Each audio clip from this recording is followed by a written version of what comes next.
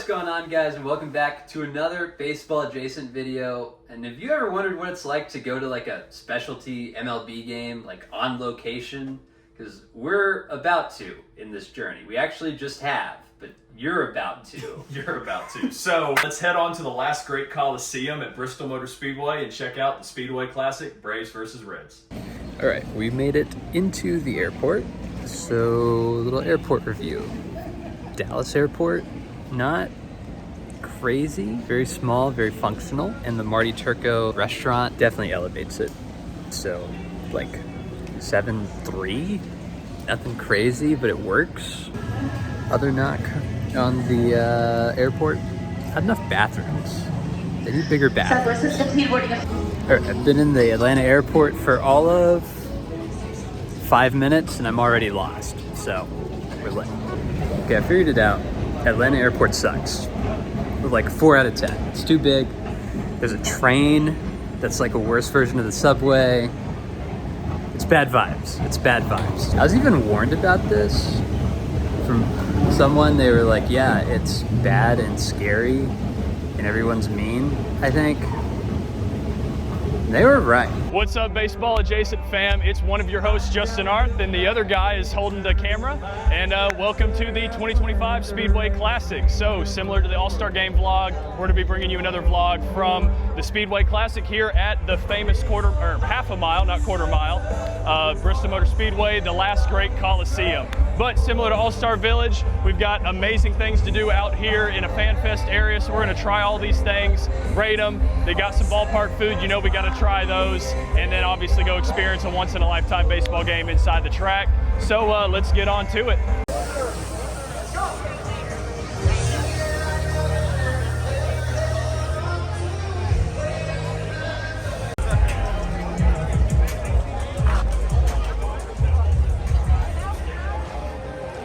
So it's very important to me that we're able to find some like obscure jerseys, because Justin didn't do a great job at the All-Star Village.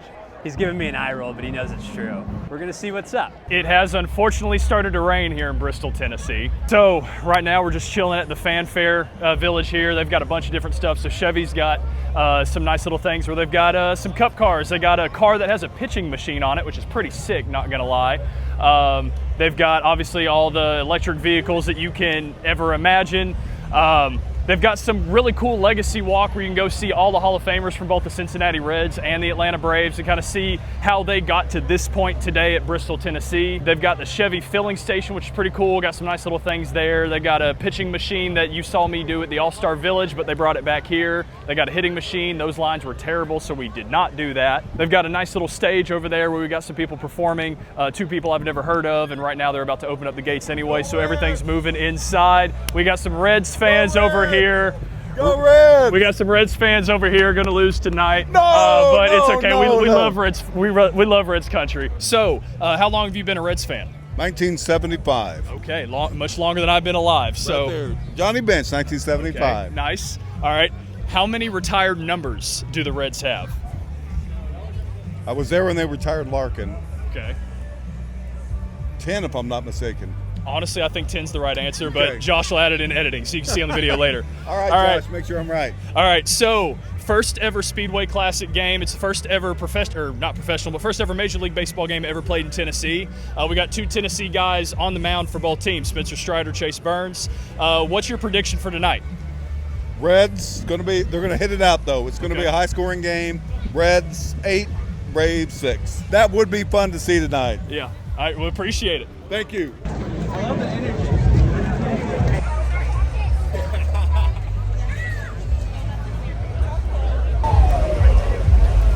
Here's the pitch. Oh, shit. So Justin, the people want to know, what were you thinking about on that pitch there?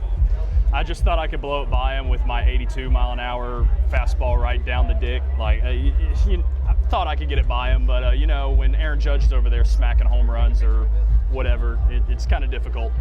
So great news, made it to the stadium and we're killing it. I got food. I'll tell you how it is in a minute. It should be pretty good. It's like Bristol, Tennessee brisket sandwich or something. But the banking is crazy in the stadium. I don't know what I was expecting, but it wasn't that. It's kind of raining, so hopefully that works out. But we'll see. We'll see how we go. Justin picked the longest food line of the day, and I'm not even sure what he's gonna get. Terrible hot dog, 4 or 5. All right, we made it to the field. We did. Which is crazy. It's raining, which is tough. But the track is like sick. Yeah, I mean, I've got the Martinsville experience down. I would say this is actually better than Martinsville. This isn't a NASCAR channel, but just letting you know, it's better than Martinsville in my opinion. Track is sick, stadium is sick, and hopefully the Braves take a dub here. Yeah, Jason Aldean's about to play, I think. Maybe? No, not Jason Aldean. Not Jason Aldean. Tim McGraw, Pitbull, and then I think Jake Owen or something is hopping on with him. They're the same person. Yeah, they're all the same. For what it's worth, my sandwich, like a 6-8. Pretty solid.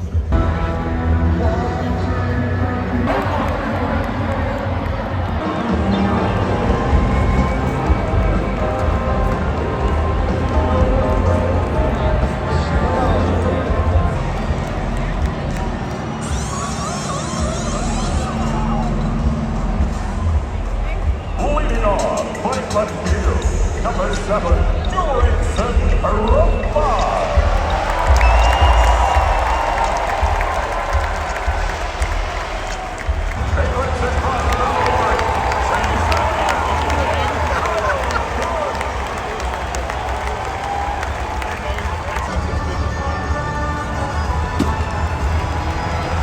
Chase Elliott, certified baseball thrower. Okay, post-game, pre-game festivities were awesome. They were. Johnny Bench, awesome. He was catching, which is weird. NASCAR guys pulled up. Kyle Busch misspelled last name. He threw up first pitch. Chase Elliott, the Atlanta native, or not Atlanta native, but Georgia native, threw out first pitch for us to Chipper. Yeah, we're, if you can't see behind us, we're in a massive rain delay now. So it's been like an hour? Yeah, it's been like an hour now. So, killing time, asking Justin his favorite questions. Yep. What's your preferred internet browser? Google Chrome if it's on the computer, Safari on my phone. Okay, I have Chrome on both, I think. Okay.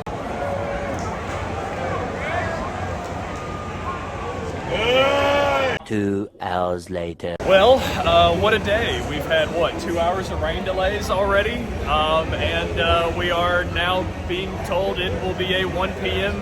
Rescheduling to tomorrow. Yeah. So that's per Cincinnati Reds people on Twitter.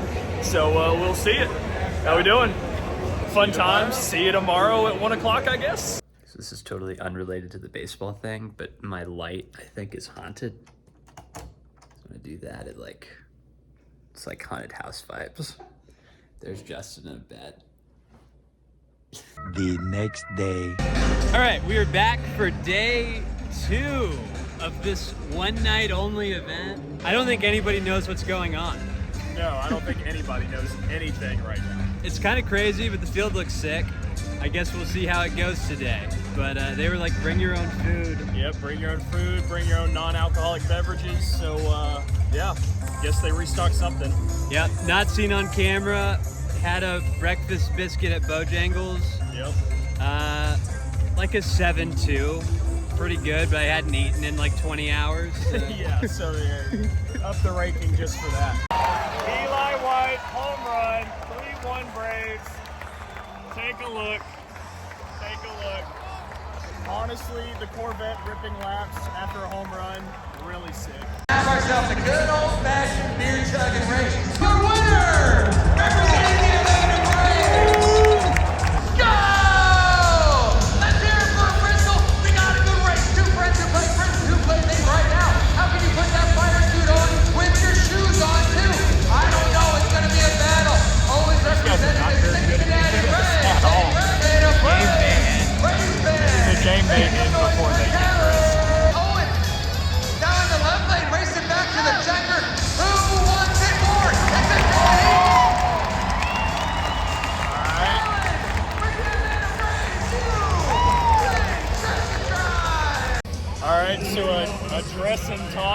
Braves win. Never mind, that should be the Dr. Pepper sauce. I'm cool with it. All right, so we're, what, 5th inning now? Yeah. Braves lead 3-2. Just in mid-inning, fun game thing so far. The getting dressed one was funny. Yeah. I think that one's a keeper, I think. I like that one. Definitely the chugging beer out of a straw, kind of electric too. Is this the Eli White game? Another homer, Eli White, Braves 4-2.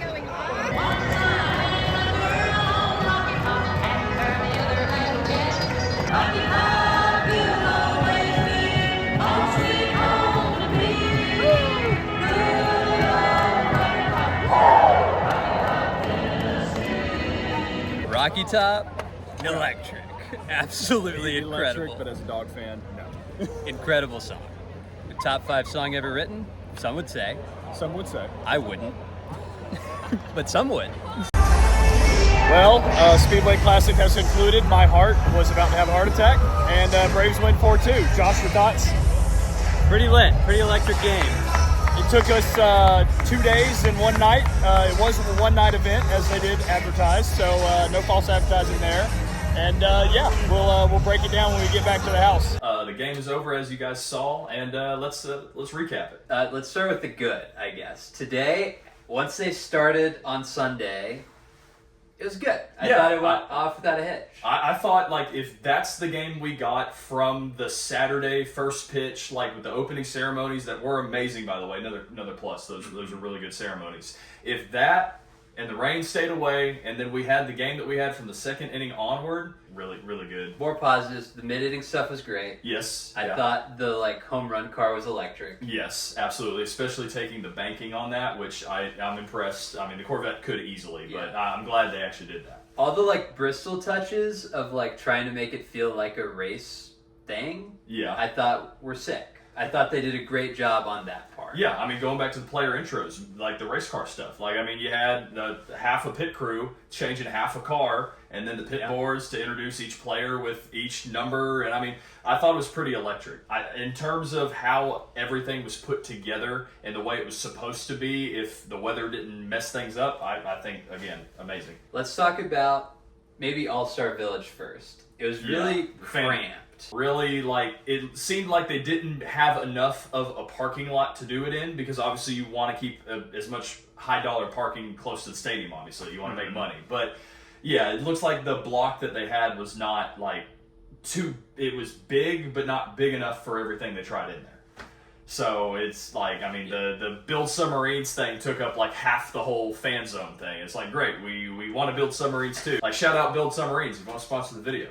Come on. Everything was so cramped. It felt like you were walking around and you would walk into a line and you don't even know what line you're walking into. It was just kind of that kind of experience. Yeah, so that was tough, but I thought the stuff they had was cool. They had all the normal, okay, now you're hitting, now you're pitching. They had stock cars that we showed. Yep. Dale Jr. had multiple cars there, and there was a Braves car and a Reds car, and then you had obviously Chevy trying to sell you cars. Yeah. And then some cool, a pitching machine car, which I think was pretty sick. It was almost like they didn't expect as many people to show up to that part as did. Which is tough, but it was cool. It would have been cool if there was half as many people. That or just more room to walk around in it. If you didn't feel like you were cramped into a line to do something that you didn't even know you were getting in line to do, I think that was kind of the whole issue there. I mean, the food truck area, good. Bathroom area for a racetrack, and I mean, again, good. A lot of the attractions and stuff they had there. I mean, you'll see some of the pictures popping up now, that we took during the thing. A lot of cool things to do. So when they go back to the Field of Dreams game or whatever they do next, they're probably going to take this experience that too. So definitely do all the things and get there as early as possible and give yourself time to do all those things. Yep. But it's great experience. It's just obviously we need more space to be able to enjoy a lot of it. So let's talk about the bad parts now. And I don't think we can blame it all on Bristol because the rain is tough. You can't control the weather, but they did run out of food. Yes. On day one.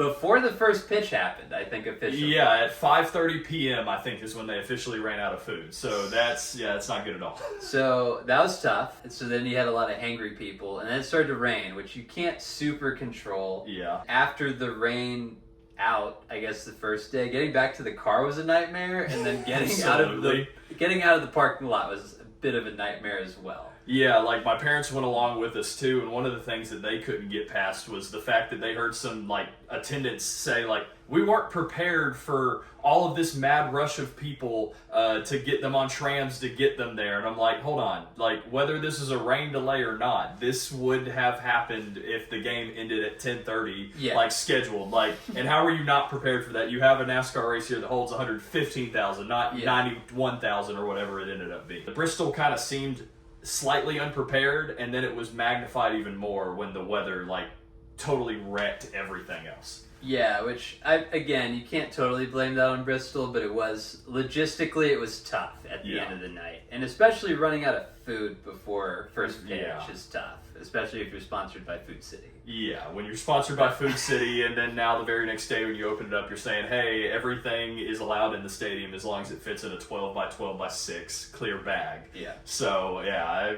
so getting to the game, obviously the first night of the game, the night that it should have happened, obviously I get from a TV perspective, you got to have the game. You've built all this up, the organizers are there, you got to try to play the game. I think they waited way too long in the bottom of the first inning. Ozzy Albies was like about to drown in a puddle with how bad the infield was. I don't want to like bash on the grounds crew, but we were kind of like dogging the grounds crew the whole time too, with kind of how slow they were to everything. So if you're a grounds crew member watching this, we're sorry. We appreciate what you do. You got better every single time, and you had a lot of practice attempts. So like, good on you. I think you're a major league caliber grounds crew guy now that the game's over, but it took like 5 attempts. Yeah. But then like we talked about, we got to the second inning today when they canceled it. That's another thing. Like, they didn't let us know in the stands at all. We had to find out through a friend that through a guy that he knew in Cincinnati that knew the game was going to be postponed to 1 o'clock the next day. So it's let us know.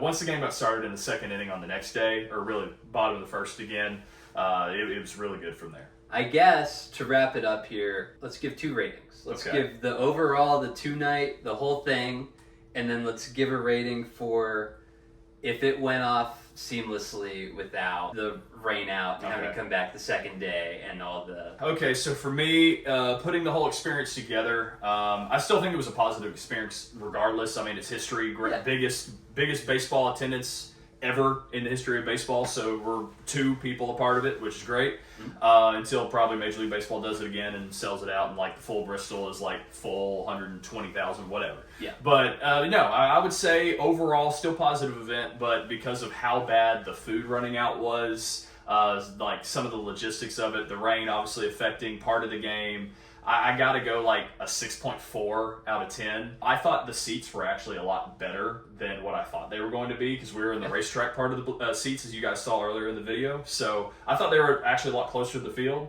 But if everything went off like no hitches and like they were trying and hoping it would have, I think solid 7.8 out of 10. I'll give the whole experience with the rain and stuff, I think is still like a 7.1, 7.2. Okay. I think I'm a little higher on it than Justin.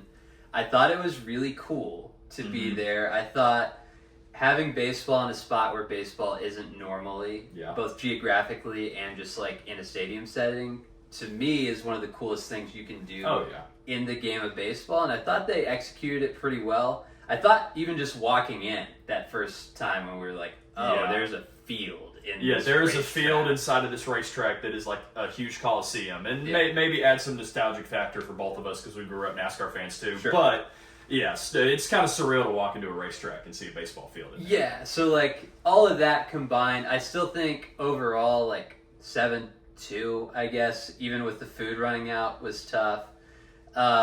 But if it went off like how it went to, and I still think they run out of food even without the rain, I think the way that timed up, so that's tough.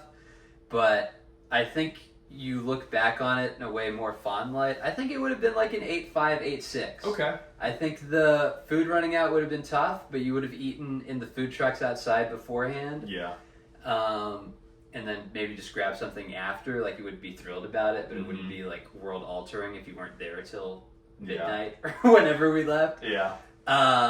And I thought the game overall was sick. I thought it helped that it was a great game. Yeah, Eli White is the GOAT. He is the best baseball player to play Major League Baseball in the state of Tennessee. But no, it was good. So I guess the last question we'll answer is this game worth going to? Yeah, if you don't live local, I still say it's something you definitely got to give a shot. Like, if this comes around for a year or two, definitely give it a shot, because I think this year was like the testing grounds year of like, okay, this thing went to hell in a handbasket, and still kind of gave a pretty good vibe and experience at the end of it. So it's like, yeah, I think next year if they brought it back, if it was Reds Braves, or if it's like, I don't know, Cubs Brewers or something kind of geographically that you can at least make sense to go to Bristol, like, I'd say do it. Josh had an idea when we were just walking around, like they should do a minor league game, kind of like the Futures game before the All-Star game, do like a minor league game of some of the Tennessee teams. I think that would add to the experience. So organizers, if you're watching, like do this when you come back in like 2027, 2028. But yeah, no, I'd definitely say if you're a baseball fan, or especially a fan of one of the two teams that play in it again, or if it comes around, definitely go to it. It may not even need to be at Bristol. Like in the future, if it's somewhere else. Like one of these specialty games, I think if you're a big baseball fan, it's worth doing at least once. Like go to the Field of Dreams game, or whatever the next one is going to be. Go to like the Europe game or whatever. Yeah. If you're a baseball fan, try it. Especially if you're a hardcore baseball fan, I would do at least one of these. Yeah. If you're a casual, maybe I would wait till it's within, I don't know, 3 or 4 hours, something drivable in one day. I think it was worth it. I think it was overall a positive experience, even though there was a lot of negatives, I guess. So yeah, but I guess that'll do it for the vlog. I got to go take Josh to a Braves game, so he can check off Truist Park after this. But hey, if you guys like these vlogs, if you like the podcast, if you like all the stuff that we're doing, the shorts, all that, make sure you go smash that like button. Let's get a little like goal of 10 likes for this one. Let's start small. 10 likes for this, and then we'll get some more shorts to you, and maybe another vlog even quicker. So hit the subscribe button, hit the bell notification so you never miss any of the uploads that we got. And then we'll see you at the next podcast, the next episode, and I guess Baseball Adjacent out. Yep. All right, gang, made it back to Texas. Bought a City Connect hat at an unvideoed game Justin and I went to in Atlanta for like $20. It was nothing, but the airport stole it from me, which knocks the rating down to like a 2. That airport right there is just a grade A bitch.